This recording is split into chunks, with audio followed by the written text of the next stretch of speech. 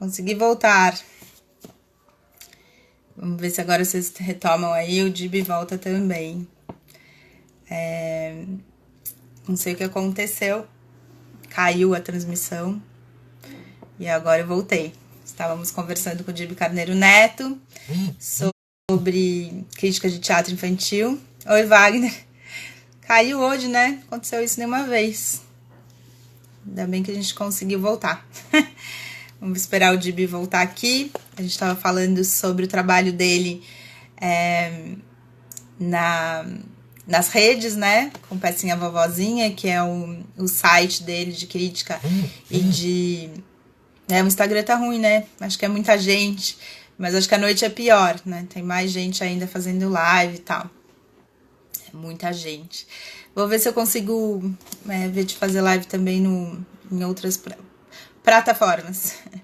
Ai, que bom que vocês voltaram. Agora vamos ver se o Dib volta. Falta só o Dib retornar. Tive que encerrar a Kelly voltar nessa. Porque o WhatsApp, o Instagram hoje tá meio ruinzinho. Vamos ver se o Dib entra aí. Voltou! Falta só o convidado agora voltar pra festa. Vamos esperar o Dib voltar. Enquanto ele não volta, o site dele chama Pecinha Vovozinha. E tem também no Facebook.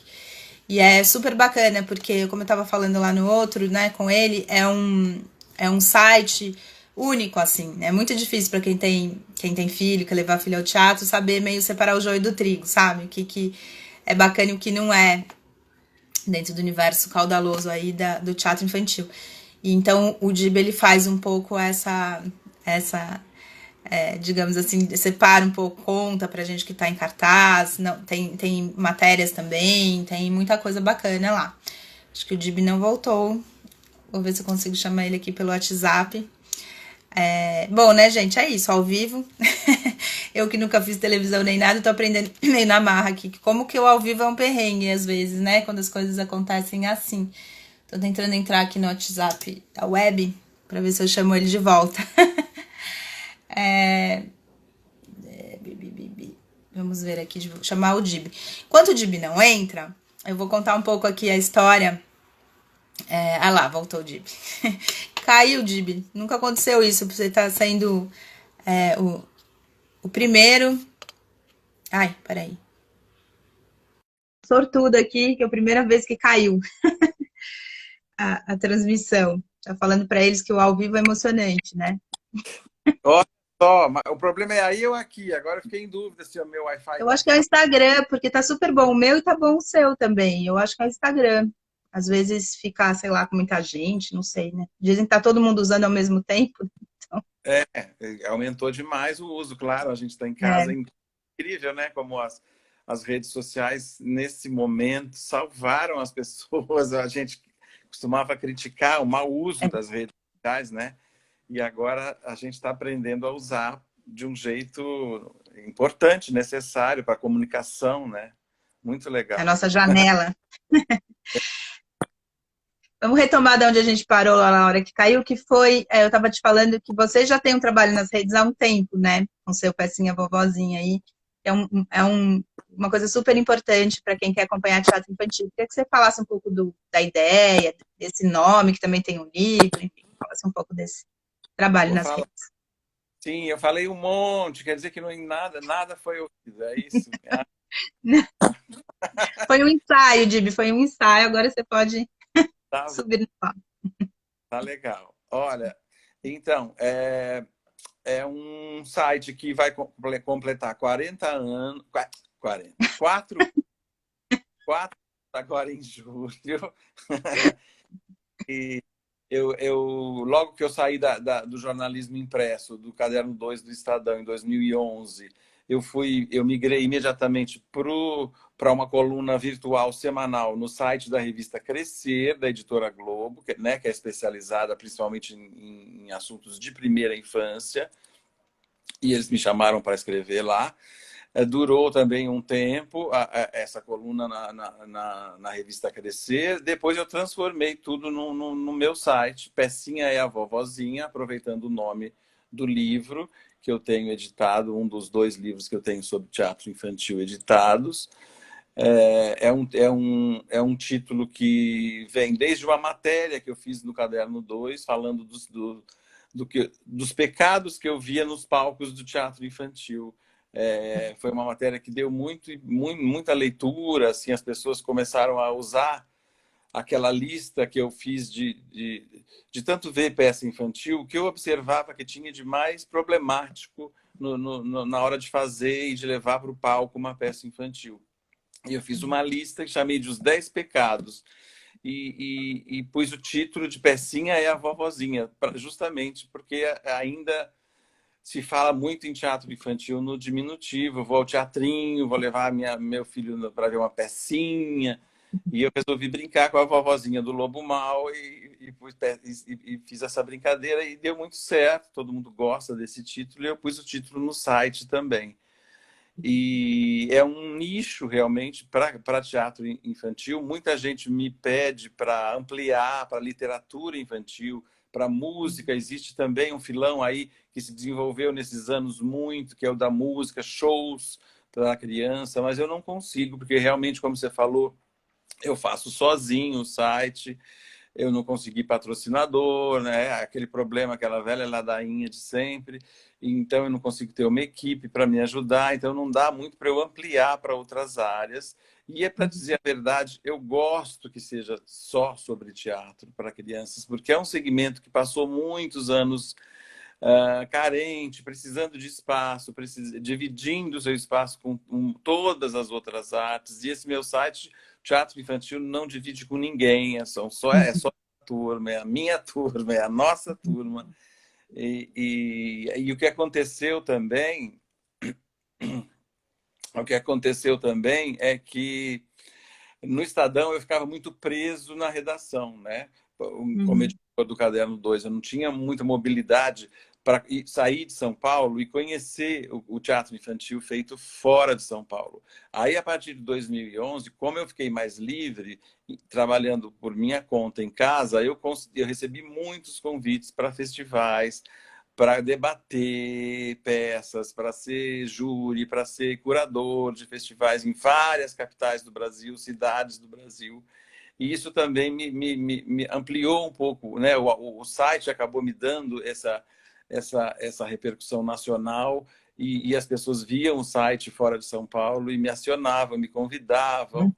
Então, foi muito importante também ter feito esse site para eu conseguir esse alcance nacional e descobrir coisas importantíssimas que eu só ouvia falar e que eu não tinha visto, fora, né, desse eixo Rio-São Paulo, que o Rio, às vezes, eu conseguia ir, mas fora disso, não muito. Então, é muito importante também dizer que o site me abriu um pouco o leque né, do teatro feito por esse Brasilzão afora. É impressionante como tem gente boa, como tem grupos interessados, pessoas que correm atrás de saber o que tem sido feito em São Paulo para a gente também acompanhar, enfim. É um mundo muito carente também, né, de espaço na mídia. Então, o site acabou mesmo pegando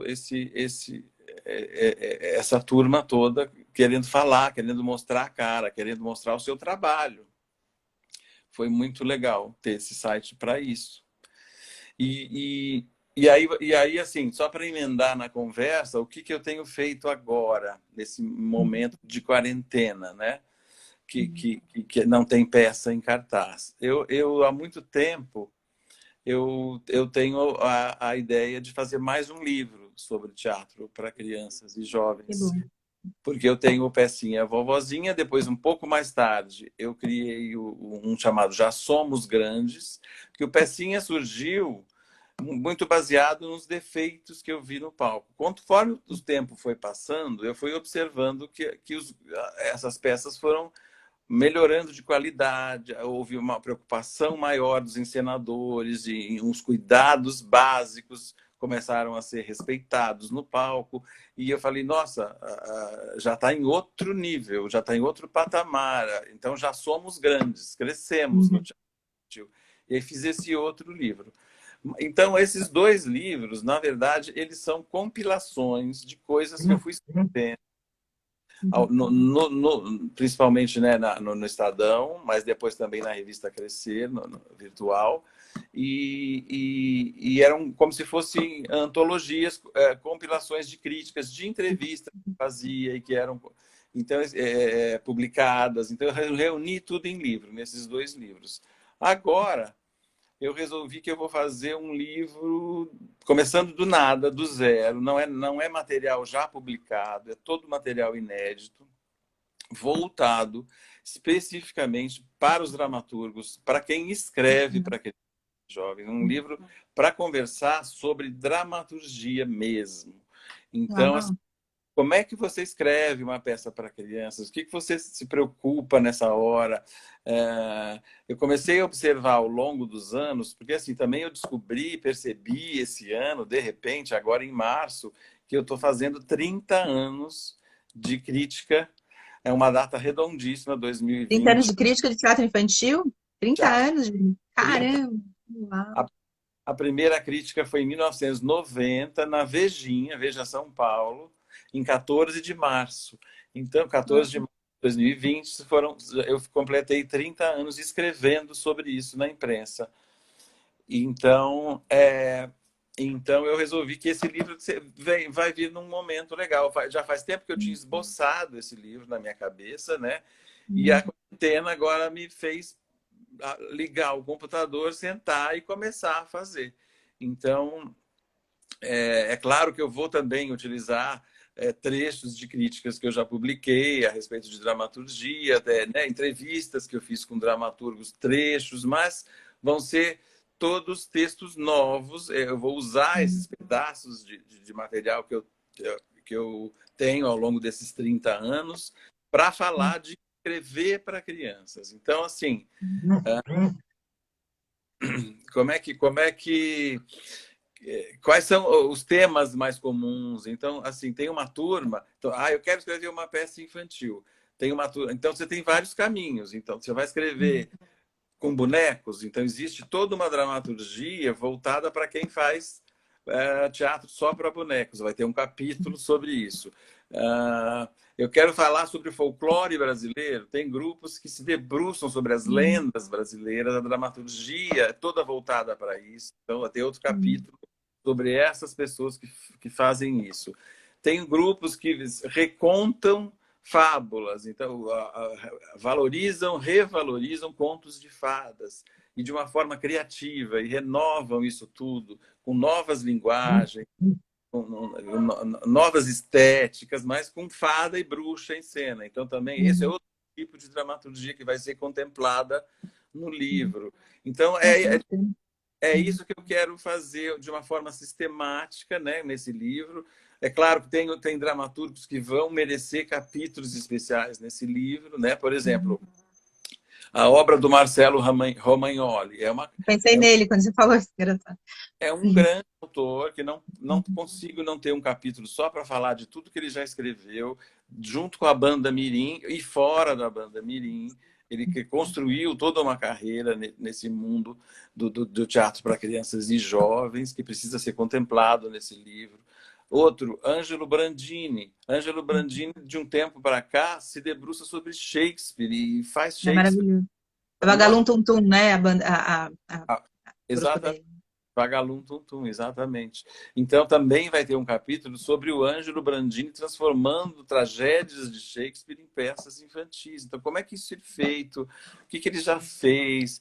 Eu quero que seja assim. E é muito um livro meu, assim, a minha visão, o meu recorte do que ficou nesses 30 anos para mim. É óbvio que eu não vou conseguir ser completo e abrangente o suficiente. Muitos autores vão ficar de fora, porque também a memória já vai falhar, eu vou esquecer de alguém e eu vou ficar justo com pessoas de destaque, mas ficou É um dentro. recorte. Um recorte Exato, possível. eu lembro o que o crítico desses 30 anos guardou de memória de escrita de teatro infantil. Porque, Paula, você escreve e você sabe, assim, talvez você possa entender o que eu vou dizer agora. Quando eu vou ver uma peça como crítico, É claro que Uhum. eu tenho que observar tudo, né? Mas como eu escrevo também, como eu sou Uhum. jornalista e dramaturgo e vivo com as palavras, quando O texto. quando eu me apaixono por um texto de teatro infantil, eu volto arrebatado. É claro quando tem uma iluminação maravilhosa, eu fico encantado. Quando tem uma trilha, mas como eu nunca fiz trilha, nunca fiz iluminação, nunca dirigi, eu só escrevo. Então eu acabo, é natural que eu observe com mais vivência Uhum. o trabalho do autor da peça. Então é por isso que é esse recorte que eu quero dar, assim, a minha visão de jornalista e dramaturgo sobre os dramaturgos que eu tenho acompanhado nesses 30 anos. Então eu estou me Bacana. divertindo com isso. Imagino. Nessa quarentena é isso que eu estou fazendo. Assim, o crítico de teatro infantil continua escrevendo sobre teatro infantil. O bom de entrevistar jornalista é que você não precisa falar nada. Deixa, liga, ele vai falando, vai vendendo o assunto e vai embora. É muito bom. Eu queria retomar um pouquinho só, Dibi, porque quando você fala, né, assim, pecinha vovozinho, os problemas que o teatro infantil, de modo geral, tinha, que era uma coisa comum, que ainda de vez em quando eu vejo lá a bronca do crítico, né, que você coloca, não é bronca, tem outro, é bronca, né? Que você fala, daí você às vezes compila vários, porque você mostra questões, né? Questões até teóricas, e não querer falar mal daquele grupo, e sim trazer questões teóricas de fundo, né, do teatro infantil. Então, para quem está aqui, e depois as pessoas também olham bastante lá nos meus stories e tal, eu queria que você explicasse um pouco esse conceito aí, dessa questão do pecinha e a vovozinha e desses problemas de fundo que tinha mais antigamente. Claro que ainda tem, mas que você vê aí essa melhora do teatro infantil. O que, que exatamente é essa pecinha e a vovozinha aí? O que, que tem de conceito? Sim. Olha, o teatro infantil no Brasil, ele nasceu lá atrás com os jesuítas catequizando os índios. Então, o José de Anchieta usava muitos recursos de teatro, sem saber que era teatro, para levar a palavra da religião para os índios, a cultura ocidental para os índios. Então, o primeiro sinal de teatro no Brasil é nesse sentido da catequético. Então, o teatro infantil foi se desenvolvendo no Brasil muito por esse lado, ligado à educação. O teatro didático, o teatro com obrigação moralista, o teatro de complemento da educação, da escola, inclusive. E isso limitou demais a criatividade. Isso amarrou demais as pessoas nesse didatismo e nessa infantilização mesmo da, da, da, da arte teatral. Então, aos poucos, e aí aos poucos foram surgindo autores muito importantes, pioneiros e que lançaram as bases para essa nova dramaturgia, menos preocupada com ensinar no teatro. Então, o que eu observava muito no começo da minha carreira de crítico há 30 anos era ainda muito ranço de escolinha no palco, até ensinar a escovar o dente no meio de uma peça de teatro, sabe? Lavar as mãos. Hoje em dia é importante, Hoje em né? dia, então. Como se fosse uma peça sobre o Covid, vamos ensinar a lavar as mãos. E isso não é tarefa do teatro, não é para se fazer no palco, não é obrigatório. É claro que é possível fazer num contexto artístico, numa estética diferenciada. Criança é capaz de entender poesia, metáfora, desde muito cedo, não precisa ser explícito. Então, isso tudo fazia com que o teatro fosse visto como uma coisa, o teatro para crianças fosse visto no diminutivo mesmo, é o teatrinho, e isso se ampliava assim, até para a própria classe artística que ia fazer teatro para crianças como um trampolim para depois passar para o teatro adulto. Então, hoje em dia, não. Hoje em dia, quando eu falo já somos grandes, é porque existem atores que só fazem teatro para crianças, é a vida deles, é a carreira deles, vivem disso e não estão interessados em que isso alavanque a carreira deles para eles virarem realmente atores. Eles já são atores fazendo esse trabalho lindo só para crianças. Então, e isso foi avançando. É isso que eu observava demais antigamente, né? Assim, estética mal cuidada. Então, porque é para criança, não precisa ter cuidado com cenário, com figurino, É não uma precisa. fantasia e pronto. Exatamente, papel crepom, isopor no cenário, e faz de qualquer jeito, e cobra ingresso, né? E a dramaturgia que se baseava ainda muito em recontar os filmes da Disney o tempo inteiro, era a reprodução no palco, até das músicas, dos diálogos dos filmes da Disney, Branca de Neve, Cinderela. Quem que não quer levar os filhos para ver Branca de Neve, Cinderela no teatro? As crianças conhecem essas histórias desde que elas nascem. Então, as Uhum. pessoas, os encenadores, os maus encenadores, eles aproveitavam disso, se aproveitavam disso para fazer peças muito caça-níqueis, né? Muito sem preocupação, sem estética, sem o mínimo de qualidade artística. E isso foi, felizmente, eu vivi para ver isso mudar. Eu fui acompanhando isso ao longo desses 30 anos de crítica e vendo o quanto o teatro para crianças hoje, no Brasil inteiro, é feito com responsabilidade, Uhum. entendendo a inteligência da criança, né, sem a necessidade obrigatória de uma lição de moral explícita no final, Uhum. né? Antigamente toda a peça terminava com uma fala assim, então respeite o coleguinha, né? Sempre diminutivo, né? E vamos ser amigo do seu vizinho, sei lá, sempre uma mensagem explícita no final. Quem escreve teatro infantil sabe que não precisa. Se você fizer um texto, uma ação no palco que mostre isso, a criança vai entender. Oi, Uhum. voltei. O Wagner perguntou dentro disso aí, o Wagner perguntou a questão do politicamente correto. Se dá para colocar esses debates, sei lá, machismo, feminismo, se isso dá para ser posto dentro do teatro, ele fez essa pergunta aqui infantil, sem que aconteça isso que você está falando. Dá para pôr temas, digamos, candentes aí da sociedade, de teatro infantil, sem que vire isso pecinha, assim. Como é que você vê essa questão? O Wagner perguntou aqui.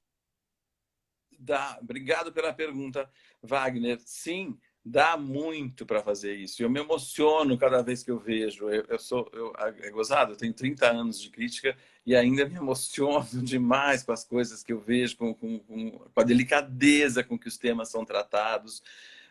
Por exemplo, quer tema mais atual e mais necessário e mais difícil e polêmico de se falar para a criança do que a questão de gênero, né? A questão de sexualidade e gênero, uma coisa ligada à outra. E existem peças infantis sensacionais, muito delicadas, muito bem cuidadas, dramaturgos que escrevem sobre isso com maior respeito, cuidado, sem militância no palco, porque senão qualquer militância no palco, aí até no teatro adulto, fica extremamente chato, é difícil ficar tentando passar mensagem o tempo todo só no discurso. Uhum. Então, é possível, sim, falar de qualquer tema hoje em dia para a criança, desde que tenha, é claro, é um ser informação, você tem informação, ele está sendo formado, você tem que ter cuidados, responsabilidade, mas é só você falar com a maior sinceridade de um tema, com afeto, que você vai saber escrever sem agredir, sem ser grosseiro, militante, uh, pela militância, né? Vazia, Uhum. discurso. Então, sim, é possível, sim, o politicamente correto está aí, não tem como, né? Hoje em dia tem palavras que você se pega usando, de repente você leva o maior susto. Nossa, eu ainda estou usando essa expressão que Uhum. não pode mais usar. A gente, né, serviu muito para resolver questões de preconceito, para a gente não reproduzir inconscientemente preconceitos que a gente reproduzia sem saber, usando essas Uhum. expressões. Então, todos esses cuidados têm que ser tomados mesmo. As crianças são atentas para todos os detalhes, né? As pessoas costumam dizer, o público infantil é muito, muito, muito mais rigoroso que o adulto, no sentido de que tá ali na lata e não tem censura, fala o que, né? Fala o que viu e na hora. Participa na hora ali, né? Muito boa esse retorno, maravilhoso. Não tem filtro, não. Então é muito delicado, é muito sério você conversar com criança, assim. E para isso também, acho que a chave é você não esquecer também, parece chavão também o que eu vou dizer, mas é não esquecer a criança que você tem dentro de você, porque é isso que grandes pensadores de teatro para criança, que o Brasil já teve mesmo, da Tatiana Belink, Clóvis Garcia, Sábato Magaldi, muito sobre teatro para crianças já nesse país, de uma forma que eu aprendi muito, né, com eles. E as pessoas dizem isso, assim, né? As crianças, elas, é um público difícil, o público infantil, e Gente. exigente, extremamente exigente. Mas dá para falar assim de qualquer assunto e eu fico orgulhoso de ver como os dramaturgos, diretores, encenadores têm feito coisas muito, muito, muito bem feitas, delicadas e sensíveis sobre assuntos que até então a gente, né, antigamente assim, falar de morte para criança já era um grande tabu. Já, né, eu vi pais saindo no meio da peça com seu filho dizendo: eu não trouxe meu filho para ver tristeza. Teatro infantil tem que ser alegria. Quem disse, meu Deus do céu? Quem disse que tem que ter humor o tempo todo, musiquinha? Trilha sonora, né? Voltei. Voltou. Ô, Gibi, eu queria te perguntar, puxando esse fio aí, tem uma questão que você falou, né, de teatro infantil não tem que ser infantilizado, né? E tem a questão que a gente fala também, a criança não vai sozinha ao teatro, né? Tem um adulto do lado dela. Então, para não ser esse perrengue, você fica lá o pai no celular, e, enfim, para ter essa vivência da família, digamos, né? Ou seja lá quem for que vai levar essa criança, desse adulto que está com ela, se fala um pouco nessa questão de teatro para toda a família, né? Não um teatro que seria só para criança. Como é que você vê isso e como é que você tem visto aí as soluções para que aquilo seja uma vivência, como você falou, dessa criança interior, que pode ser chavão, mas que existe em todos nós. Como é que você tem visto as pessoas fazendo coisas e que você tem para dizer, né? Para poder ativar essa criança que o adulto também tem e ser prazeroso para todo mundo e não um perrengue para o pai que fica no celular querendo que aquilo acabe.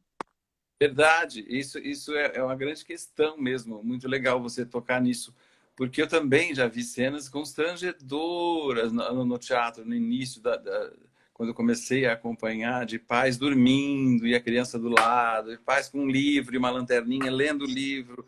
É uma coisa absurda, assim, e hoje eu tenho o maior orgulho também de notar essa preocupação e de ver encenadores, dramaturgos, atores usando a expressão: nós fazemos teatro para todos. Não é teatro infantil, não é. Porque essa é uma questão que sempre me mexeu muito comigo. Eu sempre impliquei muito com essa obsessão em dividir as peças em faixa etária. Ah, sua peça é para 0 a 3 anos, ou sua peça é para 3 a 6 anos, ou sua peça é para É tão 7. difícil, né? Quando a gente escreve, é tão difícil pensar isso para livro, para peça, eu não sei. As editoras de cada vez querem mais saber isso dos autores. Os roteiros de jornal, de teatro infantil, exigem essa informação lá no roteiro. E aí você tem que ligar. Olha quem está entrando aí, Pedro Altran Ribeiro, um grande, grande, grande mestre que eu tive na imprensa, que escreve sobre teatro infantil, me ensinou coisas muito essenciais. Pedro, que saudade de você. O Pedro me ensinou a ser um crítico generoso. Crítico não é necessariamente para destruir, as críticas têm que ser construtivas. Aprendi muito, muito, muito com ele, tenho muita saudade. A gente viu muita peça junto, fomos júris juntos, que legal. Mas, desculpa, eu não podia deixar de me referir. Meu pai. Paula, muito, muito, muito legal ter esse pai, Paula. Olha, Então, eu estava falando do que mesmo, meu So- Deus? Sobre teatro que é para todo mundo, não é só para criança, né? Para todo mundo. Então, desde sempre, quando eu comecei a acompanhar teatro infantil, a minha tendência era gostar mais de uma peça quanto mais ela atingisse várias faixas etárias. Uma peça só atingindo a criança pequena, o irmãozinho maior, o irmão primogênito da família, a vovó que ia junto, a mãe, o pai, a tia. Todo mundo saía feliz com essa peça. Então, eu valorizo como crítico muito mais uma peça dessas do que uma peça muito específica. É claro que é preciso. É claro que eu torci muito o nariz quando surgiu o segmento do teatro para Bebê. bebês. Eu falei, meu Deus do céu, é o que me faltava agora, teatro para bebês, que eles vão fazer? Isso é mais recreação de escolinha do que teatro. Eu fui com tudo em cima disso, com o maior preconceito assumido. E depois eu descobri um segmento muito sério, eu descobri o quanto é possível é, falar mesmo artisticamente com esses bebês, usando a linguagem da poesia estética, visual, sonora, né? Tudo sensitivo. Então, é importante também ter isso. Mas as peças de teatro para todos resolveram essa questão de ser chato para os adultos. Ah, vou levar meu filho ao teatrinho. O diminutivo já vinha também por causa do preconceito dos adultos Uhum. em achar que era uma obrigação de fim de semana. Então, hoje em dia, tem espetáculos que você infantis que você tem pouca criança na plateia, a maioria é adulto, porque é prazeroso para adulto, é feito para as crianças que estão aqui dentro de nós, cada um de nós adultos, leva isso em consideração. E assim, na hora de escrever, você sabe, tem coisas que você sabe que você escreveu que você vai atingir uma criança um pouco maior. Tem piadas que você põe lá para os pais rirem. O que, que tem?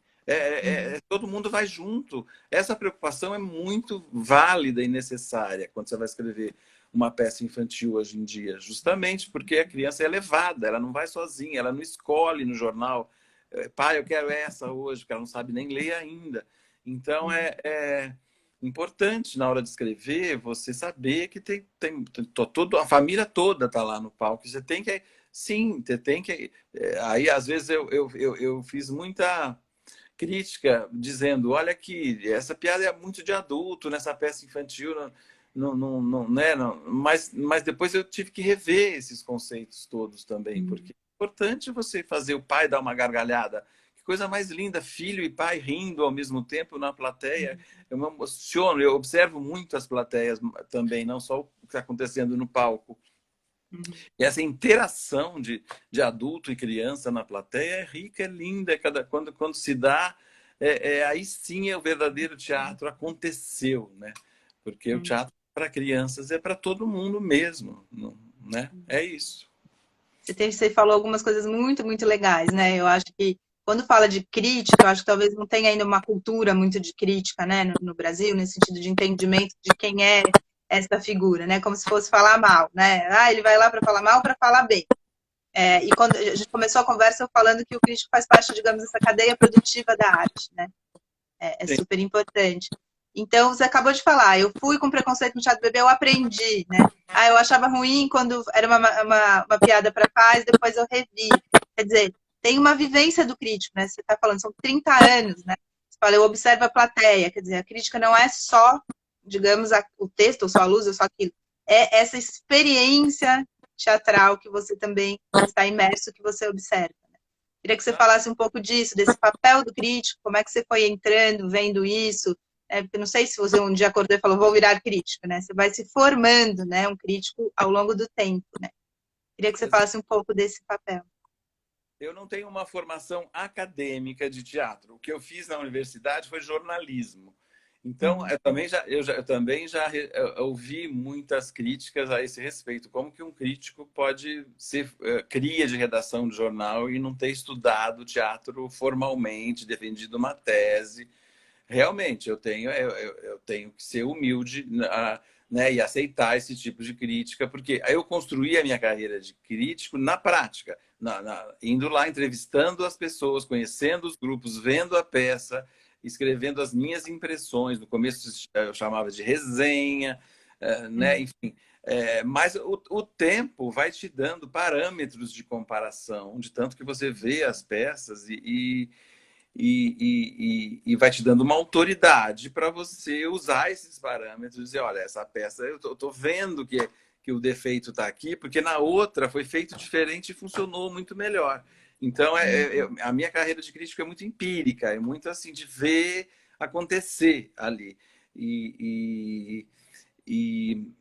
Realmente e a minha intenção, uma das minhas intenções de escrever esse livro que eu estou fazendo agora na quarentena, quem entrou agora não ouviu falar do livro, é um livro sobre dramaturgia para crianças e jovens.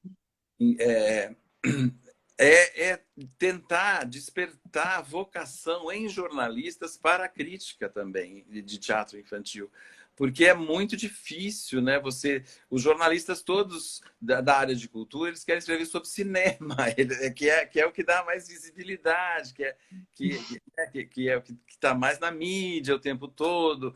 E aconteceu isso comigo. Eu entrei na crítica há exatos 30 anos, porque eu estava na redação da Veja São Paulo, contratado pela editora Abril, na equipe que fazia aquele roteiro maravilhoso que a Vejinha sempre fez, um dos melhores roteiros da imprensa, e ninguém queria pegar e fazer o roteiro de teatro para criança. Ah, é? Nossa, que louco. Um passava para o outro, não parava na mão de ninguém, alguém fazia um tempo. Aí um dia a editora virou e falou para a Marina Teixeira de Mello, virou para mim e falou, Dib, você não quer tentar? Eu falei, quero, Marina, vou ver, eu adoro teatro, eu vou ver. E, coincidentemente, meu filho estava nascendo ali, era um bebê, em 1990 ele tinha 1 ano, o Heitor, e ele foi crescendo junto comigo, indo comigo. Eu tinha um motivo também para né, um estímulo. Eu tinha um filho que ia comigo, uma criança, eu levava, eu não ia sozinho, então eu observava muito a reação dele também. Então, oi, Drica, Rio Preto. Eu vou conversar com você também uma live, a Drica me chamou, quinta-feira, no site. Vai ser o ilustre das lives agora. Você tá... Comecei desse jeito, ninguém queria, eu fui. É claro que se não desse certo, que se eu percebesse que o que eu escrevia era completamente bola fora, eu não tivesse retorno positivo de ninguém, eu teria parado. Mas eu fui vendo que eu entrei de um jeito que existia ali uma lacuna, né? Foi mais ou menos na época em que a Tatiana Belink e o Clóvis Garcia saíram da imprensa, né, se aposentaram. Tinha o seu pai, o Pedro Altran Ribeiro, lá no Jornal da Tarde. Tinha o quê? Mais alguma coisa. A Mônica Rodrigues Costa também, começando ali na Folhinha, na Folha de São Paulo. Aí eu fui chegando de mansinho e fui ocupando um espaço que estava ali para ser ocupado. Então, eu gostaria muito de que esse livro que eu vou escrever despertasse vocação em jornalista, porque esse trabalho precisa ser continuado, precisa ter um olhar de fora, né? Quem faz teatro precisa disso, precisa dessa avaliação, do reconhecimento de prêmios, né, Paula? Os prêmios estão acabando, não tem mais. As pessoas falam, é vaidade ter prêmio. Não é isso, gente. É tão importante você ter o reconhecimento do seu trabalho, do que você fez, saber que você ganhou um prêmio, que você vai botar isso... parâmetro, né, Dib? Acho que prêmio, festival, eu ia te perguntar isso também. Os prêmios dos festivais, eles vão dando um pouco de parâmetro, né? Assim, não é só isso, aquele é o melhor. É claro que isso é subjetivo, dos críticos que estão ali, mas vai tendo um certo parâmetro, né? Como você falou, dessas questões da pecinha vovozinha, já somos grandes, coisas que vão ficando, né? E os prêmios e os festivais, eles vão podendo dar um pouco de parâmetro e também você vai poder mapear um pouco essa história, né? Não sei, acho que é um pouco por aí. O que você acha dessa questão de prêmio, de festival?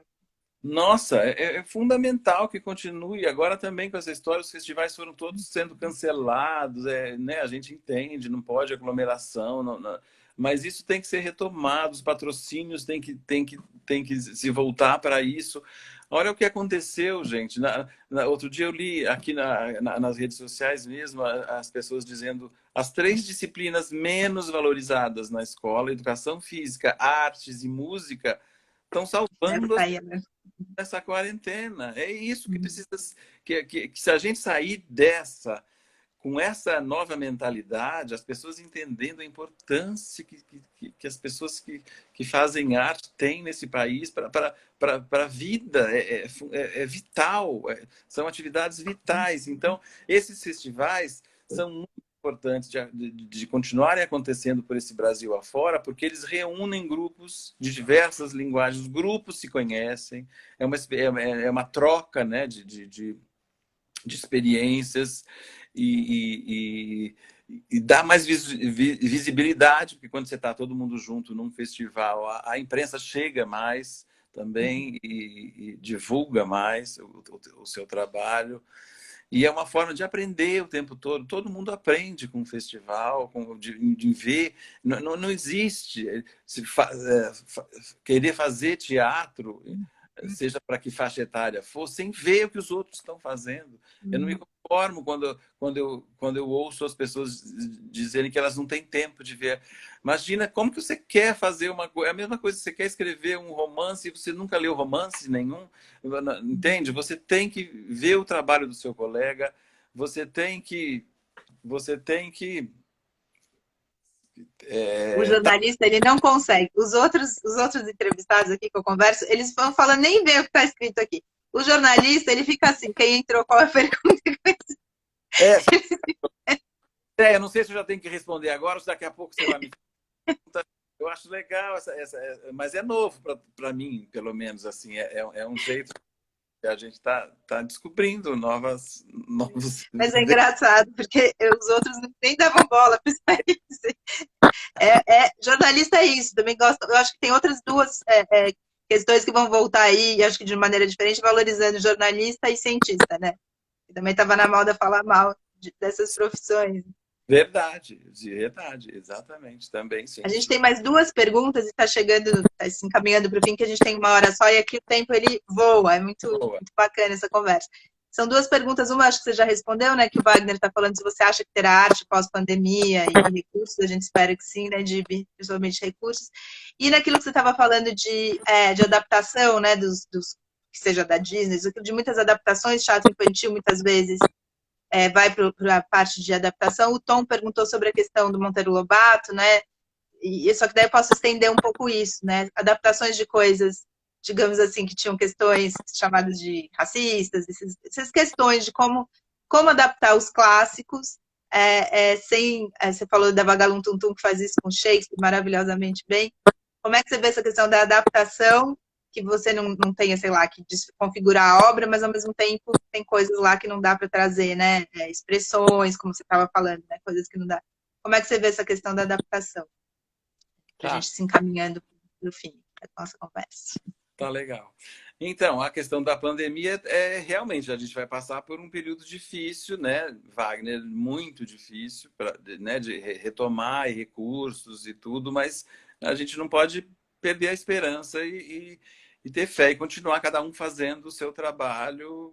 Uma hora o ritmo retoma, eu não me conformo que isso não vai acontecer. E tem que ter esperança.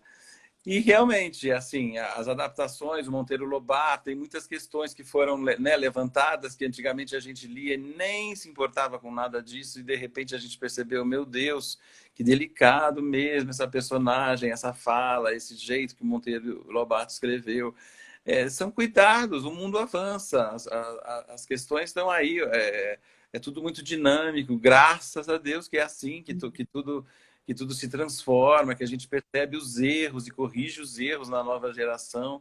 Eu acho que não dá para esquecer Monteiro Lobato, apesar né, de todas essas questões. Sítio do Pica-Pau Amarelo, são coisas que estão no imaginário e que ele soube criar personagens que calam muito fundo, né, nas crianças, nos adultos, na memória de todo mundo. É possível, sim, adaptar com respeito a ele e, ao mesmo tempo, fugindo de questões que hoje são incorretas mesmo e que ajudavam a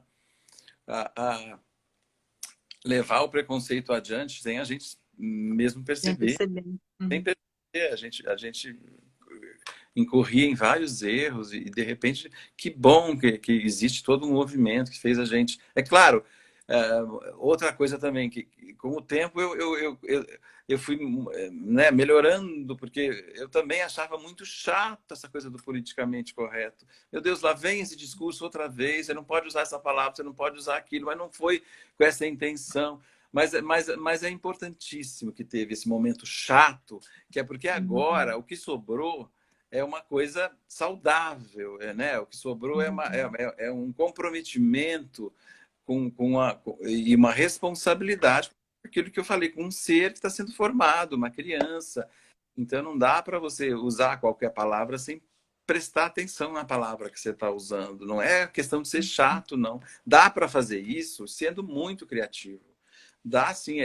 Né? Por exemplo, o Leplat de Jura, as adaptações que esse fez ao longo da vida, dos clássicos, Chapeuzinho Vermelho, Lobo, as coisas hilariantes, criativas que eles fazem. E a música do Lobo Mal que meu filho canta até hoje. Ele foi ver, ele tinha uns 5 anos, tem 10, ele canta até hoje. Pois é, e isso é muito, muito, muito legal de você ver a criatividade dessa turma que está na ativa e que vai voltar agora ativa depois da quarentena, depois desse pesadelo. E a gente vai tocar a vida para frente. Tem toda uma geração aí precisando de teatro. Está mais do que provado que a arte é necessária. E essa pandemia provou isso para todo mundo, né? Tô ficando repetitivo. Bom, para a gente terminar, porque a gente tem só 1 hora aqui e passa super rápido, a conversa é sempre muito boa. Eu queria que você falasse rapidamente, assim, por que essa importância do teatro infantil, né? Por que você passou a dedicar a sua vida, né? Depois você saiu aí do jornalismo diário, uma carreira super bacana como jornalista. Por que você se voltou e hoje você se dedica a isso, né? Porque, claro, você tem sua carreira também de dramaturgo, que a gente não falou aqui, né? Você tem peças super premiadas e tal. A Estela chegou agora aí, que faz teatro infantil também. Você tem todo um outro, né? Você tem livros, enfim. Mas o teatro infantil é figura central aí na sua vida, né? Qual a importância disso, assim, resumidamente? Por que ver teatro infantil? Por que ele precisa existir? Não, nada mais, olha, não adianta, não tem nada mais lindo do que o brilho no olhar de uma criança na plateia, um sorriso de uma criança numa plateia. Eu não, por mais que eu queira escapar disso, eu fui fisgado de uma forma, claro, né, me pegou de um jeito mesmo. Eu escrevo, muita gente me convida para escrever peças para crianças, eu fujo um pouco, eu escrevo as peças que eu escrevi até hoje são para adultos, porque eu acho que eu não quero misturar as duas coisas, né? O meu lado de crítico e de repente eu passo para o outro lado e aí eu acho meio delicado até eticamente, não sei. Então ainda não entrei eu como autor de peça de teatro infantil, mas a minha contribuição como crítico eu acho que já é importante. Eu me sinto do lado que fazem isso, eu me sinto parceiro de todos eles. Nesses 30 anos de carreira como crítico, é impossível você não ficar amigos de muitas dessas pessoas que você critica né, nos seus textos, porque você fica, é inevitável.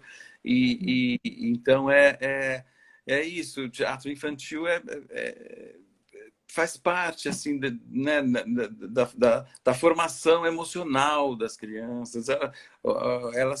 Elas saírem, o mínimo que elas levarem daquela peça, elas vão levar para o resto da vida delas. É isso que não me deixa sair desse meio de teatro infantil. Às vezes que eu estou mais desanimado, eu vou numa sessão da tarde, vejo uma criança ao lado do pai e da mãe rindo, se emocionando, eu falo, vale a pena continuar, vale a pena. Essa criança nunca mais vai esquecer disso na vida dela. E eu estou aqui do lado acompanhando isso. Eu adoro. Claro, eu ocupei um espaço que estava precisando ali na hora, né? Quando eu entrei para isso. Não tinha muito crítico de teatro para crianças. Entrei num filão que era necessário, mas o meu interesse foi aumentando cada vez mais por causa desse brilho, desse olhar dessa criança na plateia do teatro. Muito bacana, Dib. Muito bom falar com você.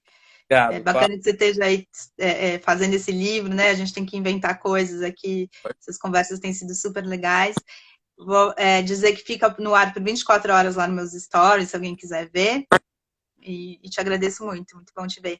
Obrigado, Paula. Parabéns por esse trabalho. Muito obrigado pelo convite. Obrigado a todo mundo que entrou, ainda que pouquinho saiu, e gente que ficou desde o começo. Obrigado pelo interesse. Muito obrigado, gente. Vamos em frente. Se cuidem!